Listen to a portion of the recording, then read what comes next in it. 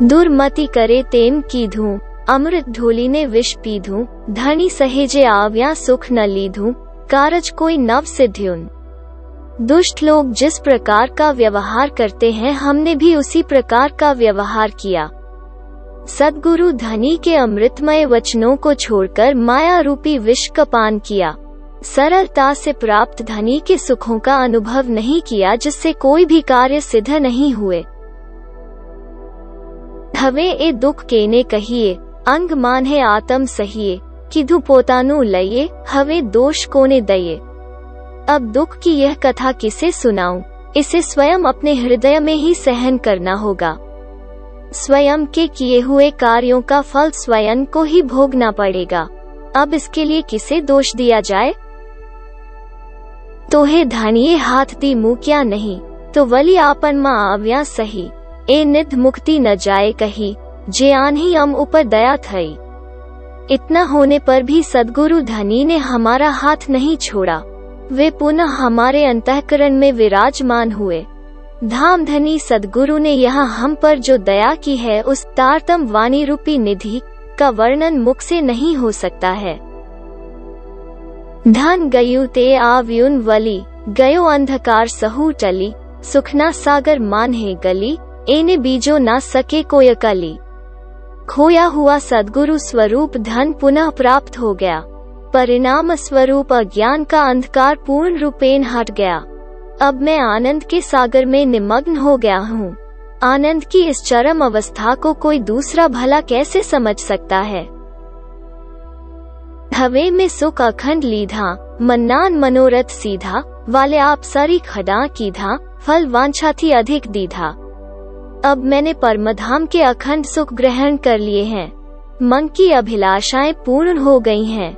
सद्गुरु ने मुझे अपने समान बना दिया और मेरी अपेक्षा से भी अधिक सुख फल प्रदान किया, अर्थात परमधाम के साक्षात्कार की इच्छा थी, परंतु धनी स्वयं हृदय में आकर बैठ गए और वाणी व्यक्त होने लगी। कृपा की धी अति घनी, वली आव्या तत्काल, तेज वाणी ने तेज चर्चा, प्रेम तनी रसाल। सद्गुरु धनी ने मुझ पर अत्यधिक कृपा की। वे पुनः मेरे हृदय में आकर बैठ गए और पूर्व की भांति प्रेम रसपूर्ण वाणी से अलौकिक चर्चा का आनंद देने लगे। वली वचन सुहामना, वली वरण वनी विद विद, आव्या ते आनंद अति घने, लाव्या ते नेहचल निध। अब पुनः उन्हीं मधुर वचनों के द्वारा परमधाम का वैविध्यपूर्ण वर्णन होने लगा। हृदय में आनंद का प्रभाव उमड़ा, क्योंकि अचल निधि तारतम वाणी के रूप में सद्गुरु धनी का पुनरागमन हुआ है।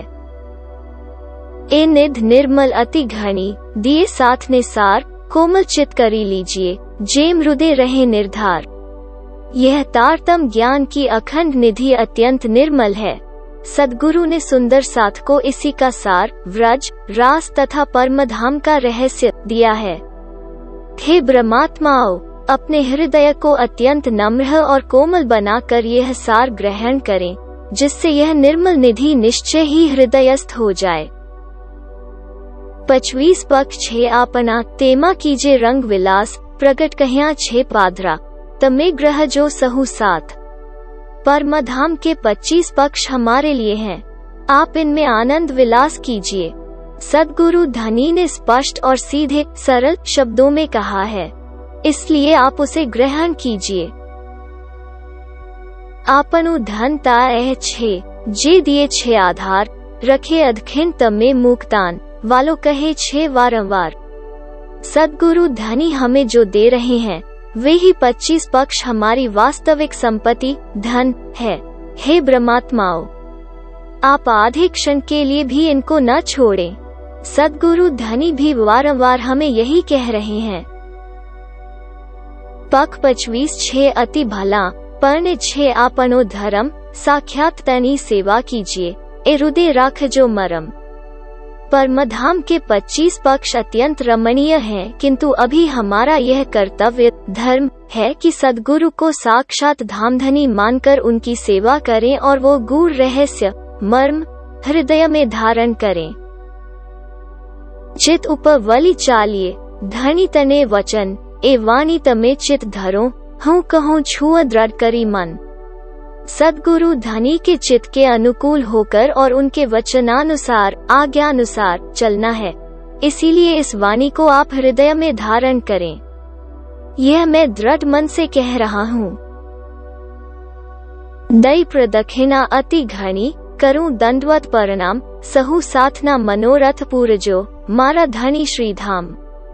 थे धाम धनी, मैं इंद्रावती वार वार परिक्रमा कर दंडवत प्रणाम करती हूँ और पुनः कहती हूँ, हे मेरे धाम धनी, आप समस्त परमात्माओं के मनोरथ पूर्ण कीजिए। मन्ना मनोरथ पूर्ण कीधा, मारा अनेक वार, वारने जाए इंद्रावती, मारा आत्मना आधार।